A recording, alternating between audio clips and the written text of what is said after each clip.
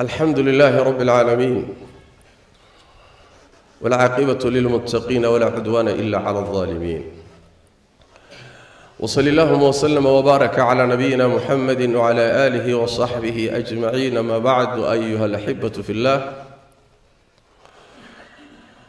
نبينا صلوات ربي وسلامه عليه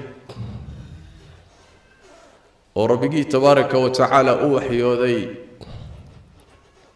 oo u sheegay waxyaalo badan oo horay u dhacay, waxyaalo markaa jiray oo taagnaana looga waramay, waxyaalo soo socdo imaan doonana warkeeda la siiyay, ayaa isaguna salawaatu rabbi wa salaamuhu calayhi ummadiisa wuxuu u sheegay wixii khayr ee uu og yahay, waxyaalaha soo socday imaan doona ee saameynta lana nabigu waa uga waramay salawaatu rabbi wa salaamuhu calayhi. wuxuu nabigeenu tilmaamay salawaatu rabbi wa salaamuhu calayhi zamanka iyo waqtigu inuu fasaadi doono, mar walba oo dhanka qiyaamada loo sii dhowaadana inay isbeddello waaweyn imaanayaan oo dadka ku dhici doona iyo deegaamadaba. in badan buu nabigeenu ka warramay salawaatu rabbi wa salaamuhu calayhi. waxyaalaha uu sheegayna waxaa ka mid ah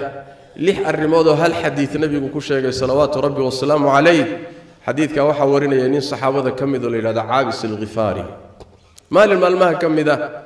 sanad uu daacuun dhacay oo dadkii daacuun la baaba'ayaan oo dadkii cararayaan oo qaar badan ay goobta ka baxsanayaan, ayuu wuxuu yidhi daacuunow iqaad, daacuunow idil, allow yaana ka bixin. nin meesha joogo ardadiisii ka mid ah wuxuu ku yidhi seebaad geeri u jeclaanaysaa iyo u weydiisanaysaa inaad dhimato ayadoo nabigu diiday salawaatu rabbi wa salaamu calayhi arrintaa iyada oo uu yidhi midkiin yuusan geeri tamaniyin, geeriha jeclaysan. maxaa yeelay haddii cimri kuu laaban yahay, mar walboo cimrigaagu sii dheeraadaa kuu fiican. haddaad khayr lahaydood wanaag waday oo daaco aad haysayna cimrigaa kuu kordhay iyo sii jiritaankaasi dan baa kuugu jirta. haddii aad shar iyo xumaan iyo macaasi ku jirtayna in lagu dibdhigaayay maslaxa inay kuu jirtaa dhici karto, inaad soo noqoto toobad keentaa dhici karaysa. saas daraaddeed midkiin yuusan geeri tamaniyin. nebigaa yidhi maxaad geeri u weydiisanaysaa oo aad u leedahay daacuunow iqaad. markaasuu wuxuu yidhi nebigaan ka maqlay salawaatu rabbi wasalaamu caleyh isagoo leh 6 arrimood intaysan dhicin acmaasha wan wanaagsan u degdega. bimacnaa 6daasi hadday dhacdo khayraadkii iyo acmaashii la samaynayay wax badan baa ku soo kordhaya. waxaa imaanaya caqabaad fara badan, waxaa imaanaya arrimo badan oo adkaysa khayrkii la samaynayay baa soo kordhi doona. intayna kugu imaanin khayrka u degdega buu nabigu yidhi salawaatu rabbi wasalaamu caleyh oo uga hormara. 6 arrimood buu nabigu sheegay salawaatu rabbi wasalaamu caleyh. 6daasi markay timaado bimacnaa waxay ku tusaysaa zamanku inuu fasaaday, xaaladuna culus tahay, ruuxa wakhtigaa noolna xaalkiisu inuusan sahlanayn, aad iyo aadna inuu u fiirsado u baahan yahay. wuxuu nabigeenu leeyahay salawaatu rabbi wasalaamu caleyh 6daa wuxuu ugu horraysiiyey salawaatu rabbi wasalaamu caleyh imaaratu sufahaa, dad caqli yar oo garasho yar oo garaad yar oo aad u fudud in ay xilka muslimiinta qabtaan. xilka iyo madaxnimada iyo siyaasaddu inay fasaado oo intii sharka lahayd ay xilka qabtaan. akhyaartii iyo intii waxgaradka ahayd iyo intii aqoonta lahayd iyo intii alla ka cabsiga lahaydna in xukunka laga fogeeyo. xaaladaasi markay dhacdo arrintu waa fasaaday. wuxuu nabigu tilmaamay salawaatu rabbi wasalaamu calayh madaxda noocaasi inay 2 arrimood kulmiyeen: been ay mujtamaca iyo bulshada ku maamulaan, iyo dulmi iyo cadaalad darro iyo xaq darro ay mujtamaca iyo bulshada iyo dalka ku maamulaan. labadaasay kulansadeen. saas daraaddeed baa nabigeenu wuxuu yidhi salawaatu rabbi wasalaamu calayhi ninkii u gala oo xafiisyadoodii iyo goobahooda ugu taga oo beentooda rumaysta ama dulmiga ay dadka ku hayaan ugu kaalmeeya iga mid ma aha buu nabigu yidhi salawaatu rabbi wasalaamu calayh aniga iga mid ma aha xawdkaygana ku soo aroori maayo buu nabigu yiri salawaatu rabbi wasalaamu calayhi aniguna isaga ka mid ma ihi riwaayadka xadiidka qaar ka mid nabigu wuxuu ku tilmaamay salawaatu rabbi wasalaamu calayhi in ay yihiin dad suuradoodu suura bini aadam tahay laakiin quluubtoodu quluubu shayaatiin ay tahay naxariis darrada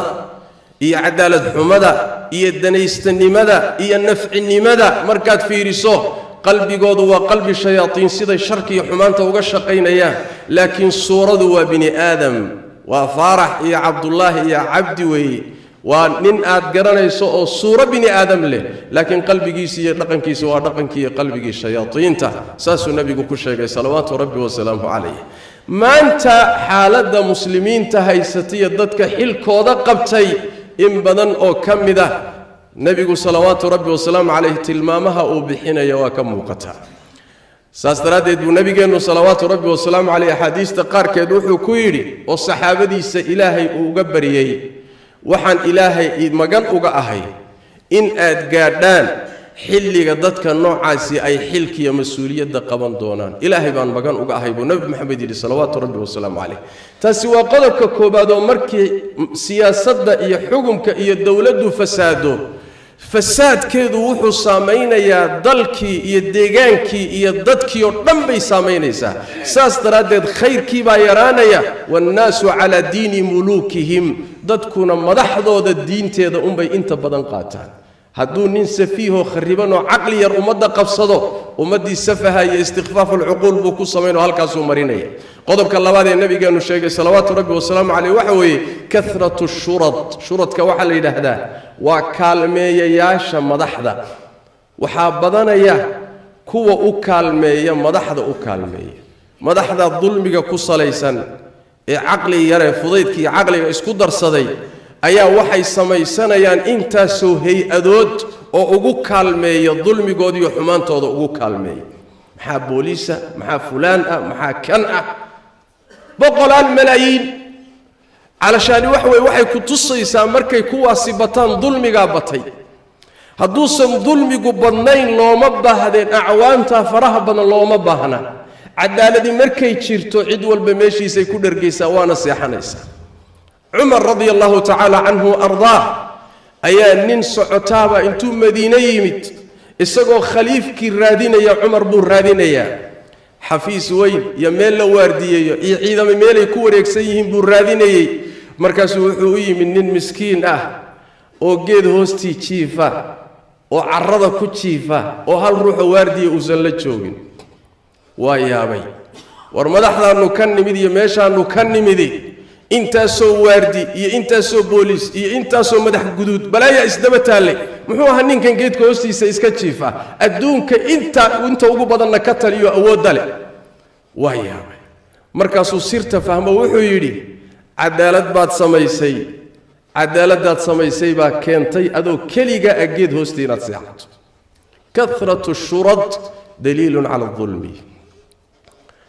waxaa kaleetoo nebigu salawaatu rabbi wasalaamu calayhi ku saddexeeyey oo arrimahaasi dhacaya fasaadka ku tusaya nebigu ku sheegay salawaatu rabbi wasalaamu calayh xugumka iibsigiisa xugumka in la kala gato sidii badeeco dhar ah ama dhul sidii badeeco oo kale xugumka in loo kala iibsado oo lacag la dhaafsado laba arrimood baa laga wadaa in laaluushku faafo oo fasaadku faafo oo xukumkii maxkamadaha la kala gato oo ninka garta qaadanaya uu noqdo ninka ugu lacag badan yaa ninka garta loo goynayo qaadigii maxkamadda fadhiyay buu laaluushayaa looyarkii buu lacagta siinayaa ninka lacagta badan baa garta loo goynayaa ama faqiirka iyo miskiinku mar walba bannaanku yaallaa waa dulman yahay baycu lxukmi nebi maxamed baa sii sheegay salawaatu rabbi wasalaamu caleyh waana tan maanta taallo wey talabaadee xadiidka soo gelaya waxa weeyaan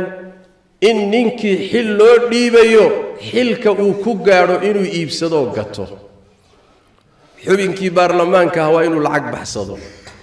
wasiirkii waa inuu lacag baxsado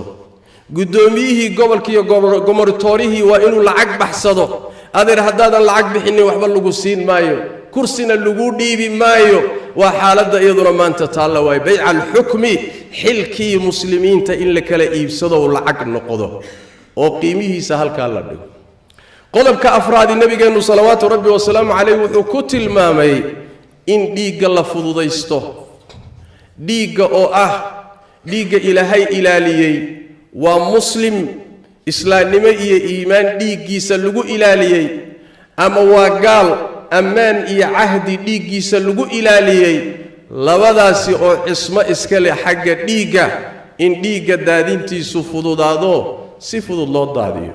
أما ما هي كي داديي وسن أبالكي سهرين لقصاص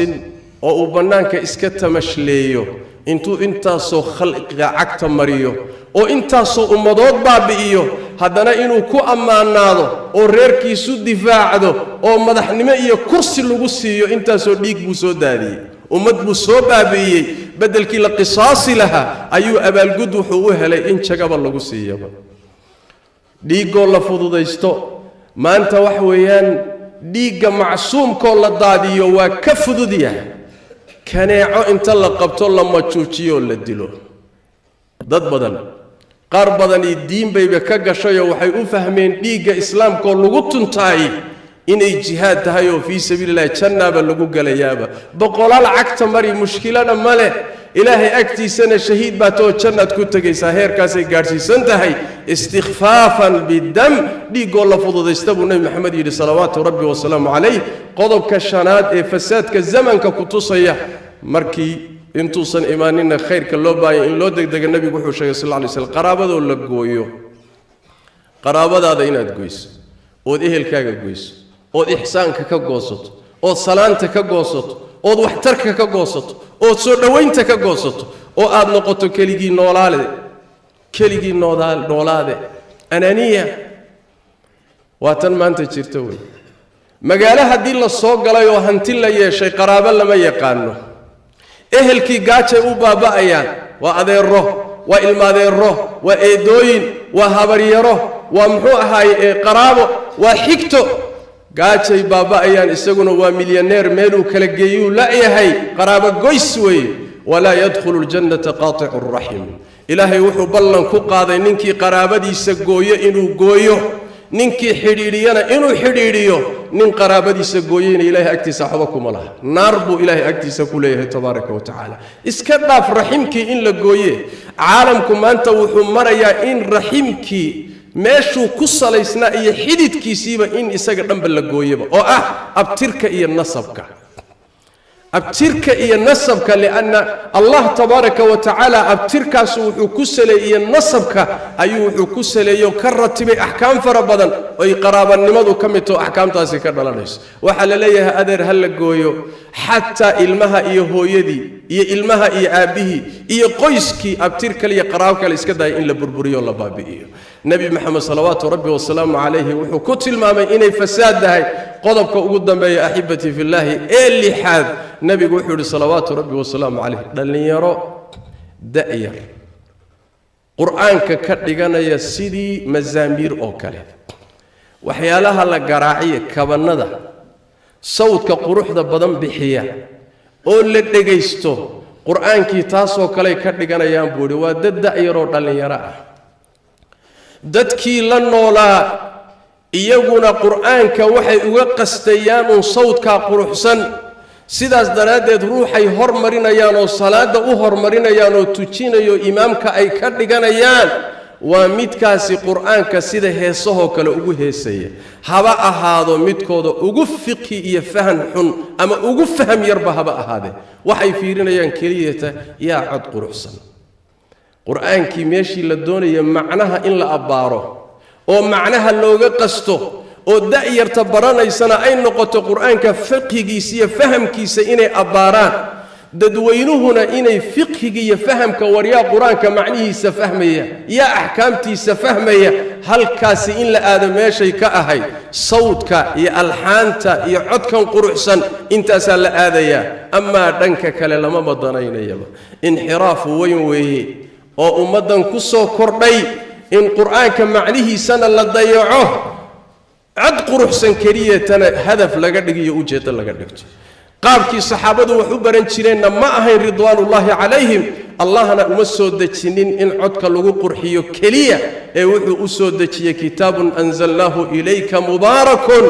liyadabbaruu aayaatihi waliyatadakkara ulul albaab macnaha in la fahmo la dhuuxo kadibna dhaqan iyo tadakur inay ka faa'iidaystaan baa loo soo dejiyey saxaabadii nabiguna salawaatu rabbi wasalaamu calayh 10 aayadood bay qaadan jireen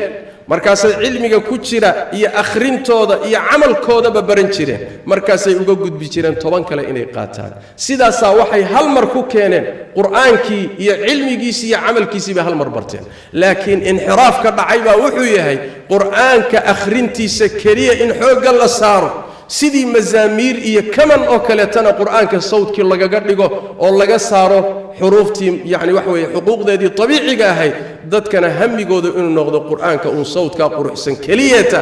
xaaladahaasi markay dhacaan oo arrimuqaalada noocaasi soo baxaan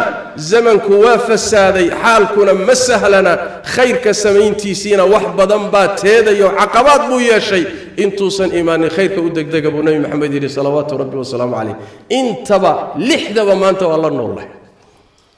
lixda arrimood ee nebigu sheegayba maanta waa jiraan waa la noolahay wayna ka sii dari doonaan sida ku sugan axaadiista nebiga salawaatu rabbi wasalaamu calayh mar kastoo qiyaamada loo sii dhowaado arrintu tastaxkim waa ka sii dari doon waa sii adkaan doonta sidaas daraaddeed khayrka u degdega oo taacada u degdega oo wanaagga u degdega oo waxyaalahan iyayna idin mashquulinin oo rabbigin xidhiirkiisa hagaajiya salluu wasallimuu calaa khaatami alanbiyaa'i waalmursaliin allahuma salli wasallim wabaarik calaa cabdika warasuulika muxamed wacala آله وصحبه أجمعين وارض اللهم عن الصحابة والتابعين وتابعيهم ومن تبعهم بإحسان إلى يوم الدين اللهم إنا نسألك الهدى والتقى والعفاف والغنى ربنا ظلمنا أنفسنا وإن لم تغفر لنا وترحمنا لنكونن من الخاسرين اللهم يا حي يا قيوم برحمتك نستغيث ردنا إليك ردا جميلا ووفقنا لما تحب وترضى اللهم اغفر للمسلمين والمسلمات والمؤمنين والمؤمنات الأحياء منهم والأموات برحمتك يا أرحم الراحمين اللهم أغثنا الغيث ولا تجعلنا من القانطين اللهم اغثنا الغيث ولا تجعلنا من القانطين اللهم انشر رحمتك على العباد والبلاد يا أرحم الراحمين اللهم انشر رحمتك على العباد والبلاد عاجلا غير آجل يا أرحم الراحمين اللهم أرسل السماء علينا مدرارا اللهم أرسل السماء علينا مدرارا اللهم ارفع ما بالمسلمين من الفتن ما ظهر منها وما بطن اللهم ارفع ما بالمسلمين من القحط والجدب والسنين يا أرحم الراحمين اللهم ارفع ما بنا من الفتن والقحط يا أرحم الراحمين سبحانك اللهم وبحمدك نشهد أن لا إله إلا أنت نستغفرك ونتوب إليك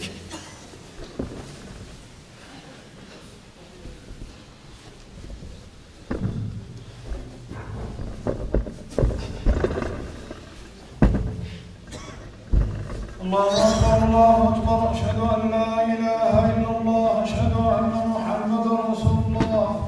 حي على الصلاة حي على الفلاح